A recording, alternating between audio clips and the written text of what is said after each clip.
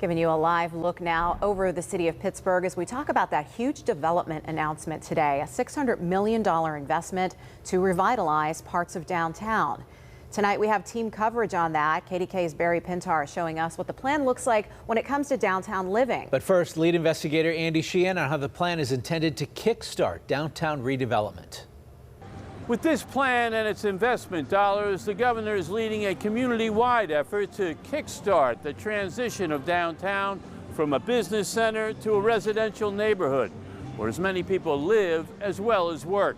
Still struggling with post-pandemic office vacancies, declining real estate values, and street crime, Shapiro and a legion of local stakeholders are putting forward a vision for the future and the money to pay for it. A community-wide plan for the conversion of downtown buildings from offices to residential addresses, the creation of new public spaces, and bolstered efforts to make the Golden Triangle clean and safe. What is happening here is unprecedented. Not just the dollars that are being invested, but the way everyone has come together and everyone believes in this mission. To juice the pot, the state will pony up $62 million. In turn, a host of companies, foundations, and the 3 professional sports teams are contributing $40 million. And the city's Urban Redevelopment Authority will add another $22 million. No one can go this alone. No one.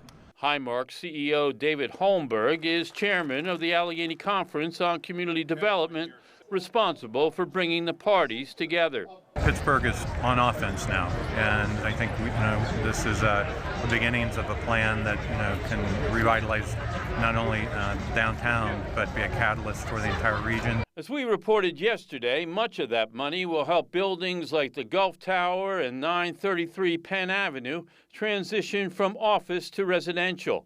Shapiro says the efforts could add 1,000 residential units to downtown, a third of which will be affordable. And he wants them sooner rather than later.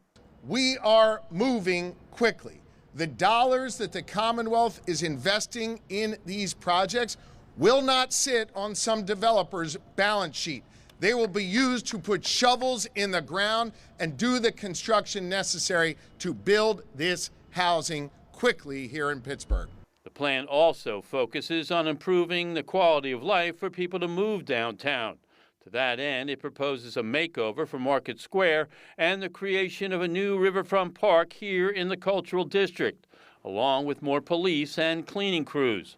Mayor Gainey says it will make downtown a more welcoming place. I want you to feel seen today. I want you to feel welcome. I want you to know that this plan developed by us is not for us, it's for you, because together we will create a city for all. Now let's go get it.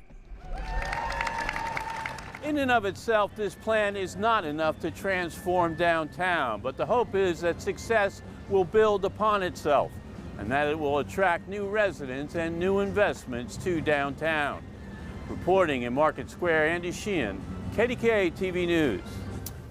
So this plan to revitalize downtown is bold, but can it really work? KDKA's Barry Pintar is asking that question tonight.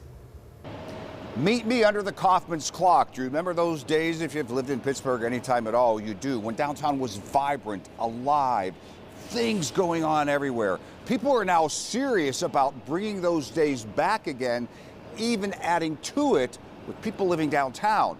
How realistic is it, though?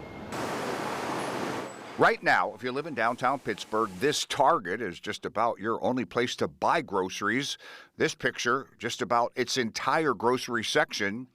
If all these people are going to be attracted to live downtown, then reasonably they're going to need the basics like groceries, parking, so many things part of residing anywhere. We need a strong and vibrant downtown. Governor Josh Shapiro noticeably excited about this big new plan for downtown, 1,000 new housing units. But afterwards I asked, what about support in terms of where will they go grocery shopping? How will they park? Those types of things. Everything feeds on everything else. You got to get the housing. We'll get the retail built. Because we've got the private sector, public sector all working together, we're going to make sure that folks who live down here are able to live here, work here, play here, shop here. State Senator DeMays also here. here, I ask the same. Are we thinking about shopping, parking, all that kind of thing? Absolutely. You have to think about parking. You have to think about shopping. How do we not only bring some of the more well-known brands to downtown Pittsburgh, how do we focus on local brands here in Pittsburgh? Then there's the bold plan of mixing luxury apartments, for example, with affordable housing.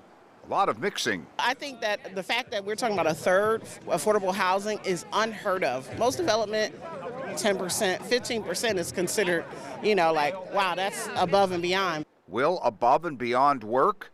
Pennsylvania's lieutenant governor says it already is, right here in Pittsburgh. Some of the most successful housing developments we've seen in Pittsburgh, whether it be East Liberty or the Hill District, are mixed income developments. There are people low income with high income value, everybody living together in a community, and that's when we've seen better communities, safer communities thrive. So just remember, right now, if you want to buy groceries, a head of lettuce, downtown Pittsburgh, you maybe got Target, maybe some food at CVS. So there's a lot of work to do before this becomes a full reality. Reporting in downtown Pittsburgh, Barry Pintar, KDKA-TV News.